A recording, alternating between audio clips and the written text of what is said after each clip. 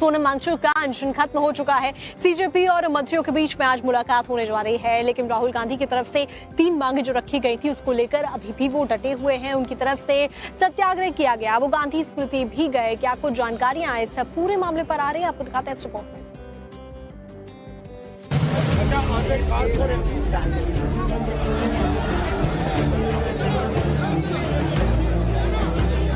मंगलवार को पीएम आवास पर धरना और कल अपने घर से गांधी स्मृति तक मार्च। राहुल गांधी बस में विपक्षी नेताओं के साथ बैठकर गांधी स्मृति पहुंचे और फिर विपक्षी सांसदों ने मोबाइल की टॉर्च जलाकर विरोध प्रदर्शन किया।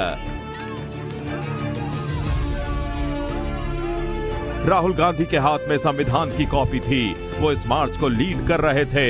उनके पीछे विपक्षी सांसद मोबाइल की टॉर्च जलाकर साथ साथ चल रहे थे। उनके हाथ में तिरंगा भी था। स्मृति भवन पहुंचकर सभी ने महात्मा गांधी को श्रद्धांजलि दी और फिर राष्ट्रगान गाया। राहुल गांधी दावा कर रहे हैं कि वो संसद से सड़क तक छात्रों की आवाज उठाएंगे। उनकी डिमांड है कि पहले शिक्षा मंत्री का इस्तीफा, फिर कोई चर्चा।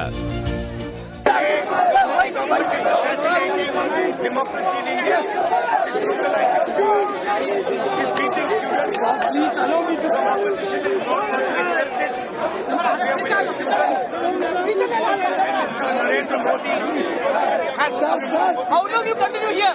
He has to the education minister and he has to apologize. आप इसलिए पीट रहे हैं क्योंकि वो अपना अधिकार मांग रहे हैं, तो हम सबको दिख रहा है कि कितना गलत हो रहा है। और हमारे देश के लोकतंत्र को, जिसके लिए गांधी जी शहीद हुए, जिसके लिए तमाम लोग शहीद हुए होते हैं, जो ये वर्दी पहने हैं, जो आपकी सरहद पे खड़े रहते हैं, किस लिए? ताकि इनके बच्चों को पीटा जाए। क्यों? क्योंकि अपने एग्जाम्स के लिए अपनी परीक्षा में पेपर लीक हो रहा है, उसके लिए वो अपना अधिकार मांग रहे हैं कि न्याय मांग रहे हैं। नीट पेपर लीक और छात्रों के आंदोलन के नाम पर मॉनसून सत्र का चौथा दिन भी हंगामे की भेंट चढ़ गया। मोदी सरकार नीट पेपर लीक पर संसद में चर्चा के लिए तैयार है, छात्रों से बातचीत को भी तैयार है, लेकिन विपक्ष को अब शिक्षा मंत्री धर्मेंद्र प्रधान के इस्तीफे से कम कुछ भी मंजूर नहीं है। अंदर से भी आप लोग गांधी स्मृति के अंदर से आए हैं, अब आगे का क्या कार्यक्रम है आप लोग? देखिए, हम सब एकजुट हैं, हम सब एकजुट हैं, देश के साथ एकजुट हैं। देश में एकता, निडरता और देशभक्ति की एक जागरण हुई है और सत्ता में बैठी हुई सरकार देश को, युवाओं को डराने के बजाय अब समाज से डरने की जरूरत है और समाज के सामने झुकने की जरूरत है, अपने अहंकारी रुख को छोड़ने की जरूरत है।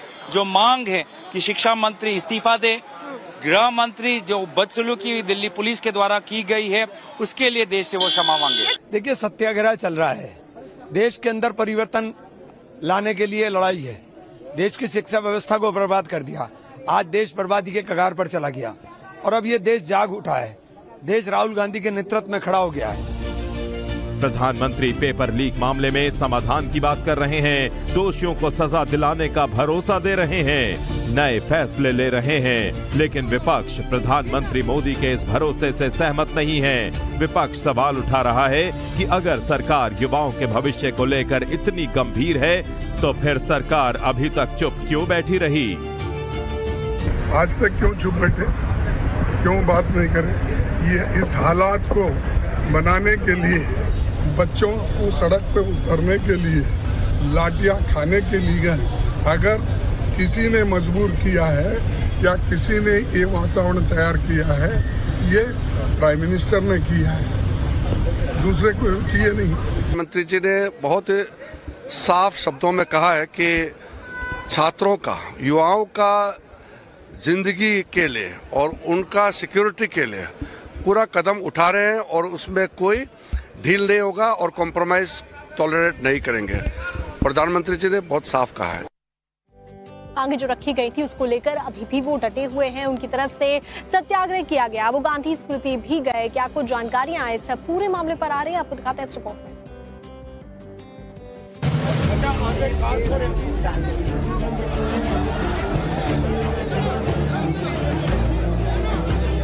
मंगलवार को पीएम आवास पर धरना और कल अपने घर से गांधी स्मृति तक मार्च। राहुल गांधी बस में विपक्षी नेताओं के साथ बैठकर गांधी स्मृति पहुंचे और फिर विपक्षी सांसदों ने मोबाइल की टॉर्च जलाकर विरोध प्रदर्शन किया।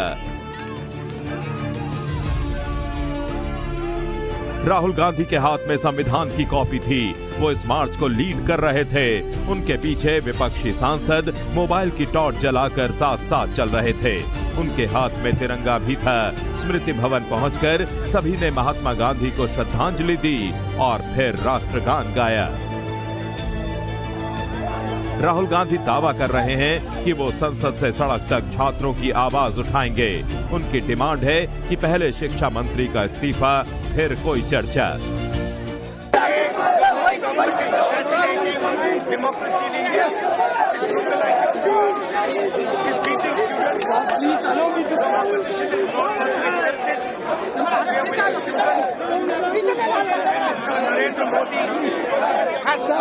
How long you continue here?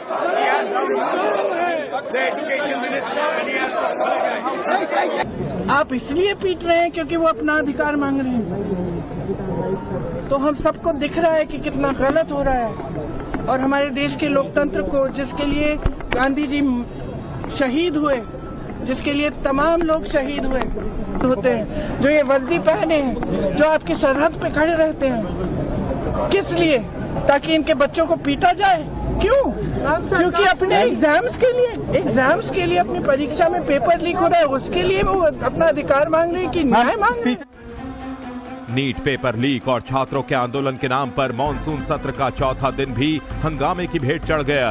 Modi सरकार नीट पेपर लीक पर संसद में चर्चा के लिए तैयार है, छात्रों से बातचीत को भी तैयार है, लेकिन विपक्ष को अब शिक्षा मंत्री धर्मेंद्र प्रधान के इस्तीफे से कम कुछ भी मंजूर नहीं है।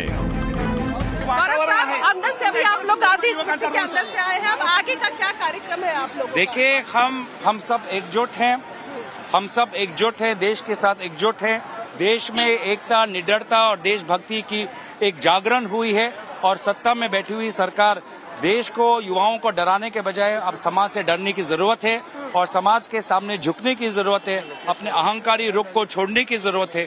जो मांग है कि शिक्षा मंत्री इस्तीफा दे, गृह मंत्री जो बदसलूकी दिल्ली पुलिस के द्वारा की गई है, उसके लिए देश से वो क्षमा मांगे। देखिए, सत्याग्रह चल रहा है।